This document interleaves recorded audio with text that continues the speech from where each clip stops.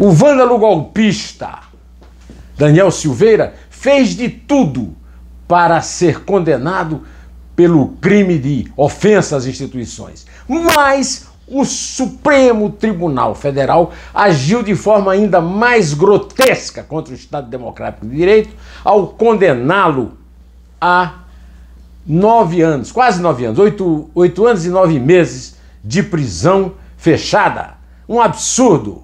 Bom, este é o assunto principal desta quinta-feira, feriado de 21 de abril, dia de Tiradentes, protomártir da independência. E um dia depois do Supremo Tribunal Federal ter transformado um vândalo, um golpista, um direitista radical num mártir do Estado Democrático de Direito. Vamos tentar explicar isso a partir das ideias que eu já andei expondo no Twitter e das conversas que eu tive com o professor Modesto Carvalhosa, da Faculdade de Direito da Universidade de São Paulo, e com o desembargador aposentado Walter Fanganiello Maierovitch, que são aqui meus gurus da parte da jurídica, né? Então vamos lá. O Daniel Silveira, deputado federal, eleito legitimamente, democraticamente, agiu de forma estabanada, como de hábito, para atingir as instituições. Para isso fez ataques pessoais ao Supremo, ou seja, ao relator do seu caso, o ministro Alexandre de Moraes, e institucionais ao Supremo. Só que o Supremo reagiu de uma forma vingativa, como se fosse vendetta, como se valesse na democracia brasileira atual, cada vez mais sob a égide do Poder Judiciário, a lei de talião dos tempos bíblicos, dente por dente, olho por olho. Ora, não é bem assim. Ao contrário, como lembrou muito bem numa conversa telefônica comigo, na manhã deste feriado, o professor Modesto Carvalhosa, desde Beccaria, o grande jurista, no século XVIII,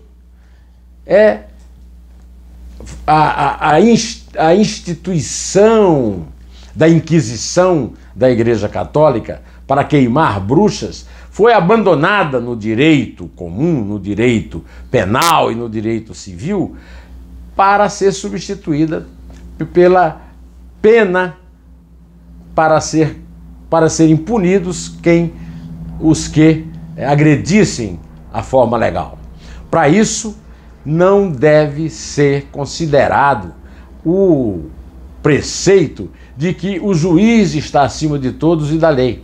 Desde Beccaria, segundo me garante o professor Carvalhosa, o juiz não pode ser, ou melhor, a vítima não pode ser carrasco e juiz ao mesmo tempo. Ou seja, promotor, juiz e carrasco ao mesmo tempo. Isso é completamente lesivo ao Estado de Direito, ao Estado de Direito. O cidadão tem direitos que têm que ser respeitados. Agora, vamos dizer o seguinte: Daniel Silveira é um tresloucado, uma pessoa que agride as instituições e agride os membros dessas instituições com palavras de baixo calão, chamou o Alexandre de Moraes de menino, de marginal, cabeça de ovo e coisas do gênero. E daí? Esses crimes, que são crimes capitulados no Código Penal, são tratados pela delegacia da esquina, em primeira instância. Mas não pode, porque ele tem direito sagrado, né, da imunidade da palavra. Então tem que ser julgado no Supremo, que já é um absurdo. O Supremo está julgando esse verdadeiro roubo de galinhas, que é a agressão à instituição Supremo e aos seus membros.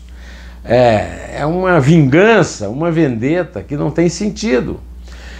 E o Dr. Walter me deu uma contribuição a um raciocínio que eu fiz no Twitter, que é preciosa, quando ele diz o seguinte: a dosimetria foi absolutamente fora de qualquer lógica e de qualquer mandamento do Estado de Direito. porque foi escolhida uma pena de mais de 8 anos para que ele fosse obrigado a cumpri-la na cadeia, na cela. Esse absurdo, o semi-alfabetizado Nunes Marques, que tentou defender o acusado, não conseguiu fazer aquilo que o Bolsonaro precisava. Aliás, até fez, porque quem é que sabe se o Bolsonaro não tem interesse nesse tipo de resultado? O Bolsonaro está sendo o grande beneficiário dessa condenação, porque isso lhe deu um discurso para a campanha da agressão ao direito, à liberdade do cidadão. O que acontece em relação ao Daniel Silveira é que ele não tem o direito de agredir as pessoas, como não tem o direito de agredir ninguém, mas qualquer cidadão, não é apenas o juiz do Supremo, o ministro do Supremo. Eu, aliás, disse no comentário de ontem que o Supremo age como se fosse a Corte Imperial. Ao ver o ritmo do andamento, eu percebo, primeiro, que o Nunes Marques, para seguir o Bolsonaro, transformou o Daniel Silveira no mártir do Estado de Direito, porque ele é um preso político, hein? Ao ser condenado a quase 9 anos de cadeia e ter de cumprir em cela pelo fato não de ter agredido nenhum ministro, mas de ter ameaçado, ele virou um mártir da liberdade democrática, e o Bolsonaro vai saber explorar isso. Ao mesmo tempo, o Supremo não tem, isso eu já falei ontem, no vídeo de ontem, quarta-feira, 20 de abril, não tem vergonha na cara de agir claramente para se vingar de alguém que o insultou. Até porque o Supremo, meus amigos, goza da ausência de correição. Isso eu disse hoje nos meus tweets. O Supremo, como o Procurador-Geral da República, não tem correção, não existe ninguém para corrigir os seus erros. Podem fazer o que bem quiserem e ficam se elogiando mutuamente. Os votos são uma vergonha, elogios ao Aras, elogios de um ao outro. Esse ministro André Mendonça, que está sendo acusado de traidor porque votou pela pena de 2 anos e votou por essa porque sabia que essa pena poderia ser cumprida em liberdade, e no fim deve ser a pena que vai prevalecer, porque o doutor Maierovitch me falou, essa dosimetria não pode ser aceita em nenhum tribunal do mundo, nenhum juiz. Os juízes de primeira instância são obrigados a seguir uma matemática para dosar uma pena. Eles dosaram a pena de acordo com o interesse deles. Então, o André Mendonça mostra no seu voto o absurdo que é que ele não tem um senhor, o senhor Bolsonaro que o elegeu. Ele tem 4, Bolsonaro, Lula, sob cuja sombra ele progrediu na Advocacia Geral da União, os seus colegas do Supremo e Mamon, o diabo da Bíblia, tá certo? Ao fazer esse ajeito, essa postura em que o Daniel Silveira é condenado, pero no mucho, 2 anos e tal. Os outros 9 que votaram pela pena total deviam ter um mínimo de pudor ao fazer isso, porque estão deixando o Bolsonaro correr o país fazendo comícios e o Lula fazendo campanha. E estão absolvendo, estão inocentando o Lula para o Lula poder concorrer, porque são os patrões, o Bolsonaro e o Lula são os patrões que os nomearam para o melhor emprego do mundo, que é ministro do Supremo do Brasil.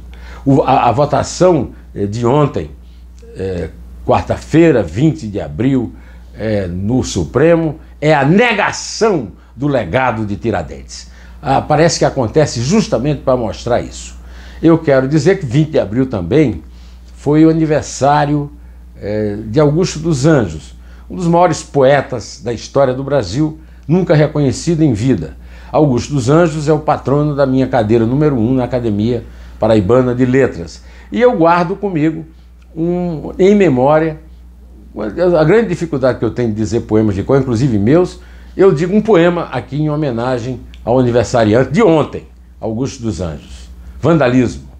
Meu coração tem catedrais imensas, templos de priscas e longínquas datas, onde o núme do amor em serenatas vertem lustrais e radiações intensas, cintilações de lâmpadas suspensas e as ametistas, os florões, as pratas. Como os velhos templários medievais, entrei um dia nessas catedrais e nesses tempos claros e risonhos, e erguendo os gládios e brandindo as astas, no desespero dos iconoclastas, quebrei a imagem dos meus próprios sonhos. Este soneto maravilhoso de Augusto é minha forma de me associar à homenagem que um confrade meu na Academia Paraibana, o Milton Marques, fez ao Augusto plantando uma tamarineira no jardim Academos, lá da academia.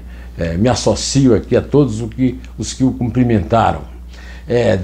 Quero também aproveitar o momento deste vídeo para registrar a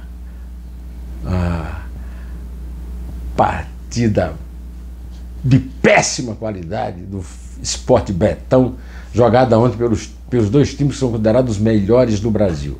E todo mundo elogiando na televisão, porque, é claro, é o produto, né, da TV, tem que ser elogiado para a gente continuar aí assistindo jogos que terminam 0-0 como esse.